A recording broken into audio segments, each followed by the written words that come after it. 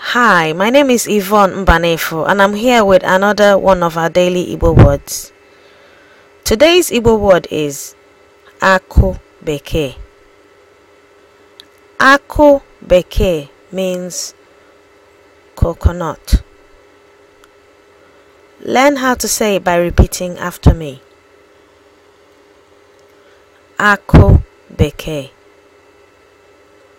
Akụ Bekee.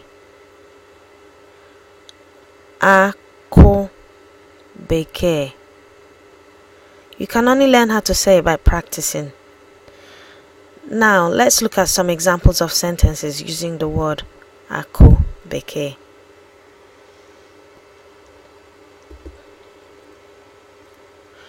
Aha ọzọ ejiri mara ya bụ akụ oyibo.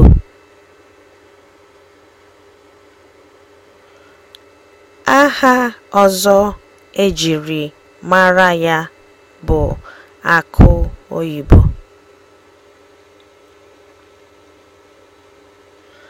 Aha ọzọ ejiri mara ya bụ akụ oyibo.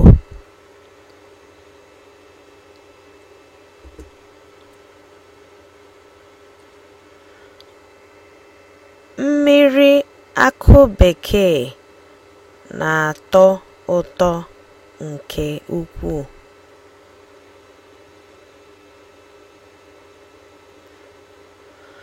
Mmiri akụ bekee na-atọ ụtọ nke ukwuu.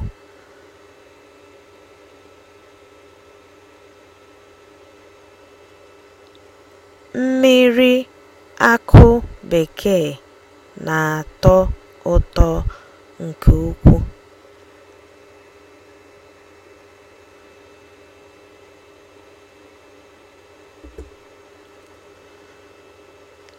Ndị a bụ osisi akụ oyibo.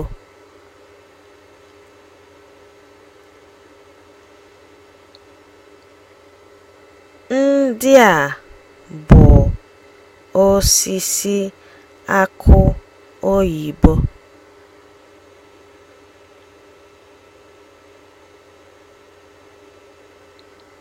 Ndị a bụ osisi akụ oyibo.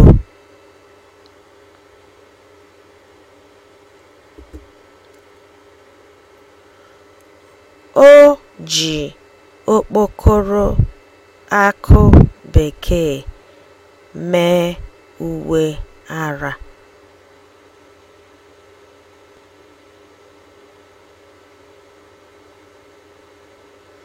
O ji okpokoro akụ bekee mee uwe ara.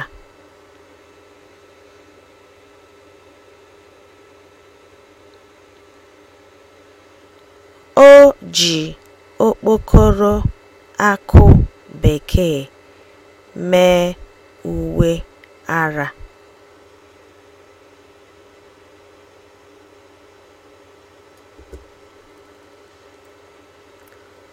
A na-eji akụ bekee esi nri dị iche iche.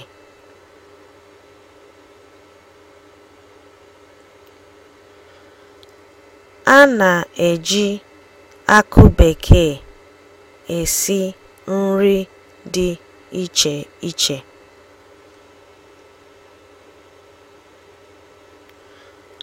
A na-eji akụ bekee esi nri dị iche iche. Akụ bekee. Akụ bekee. Akụ bekee. I'm Yvonne Mbanefo, and that was one of our daily dose of Igbo words and phrases.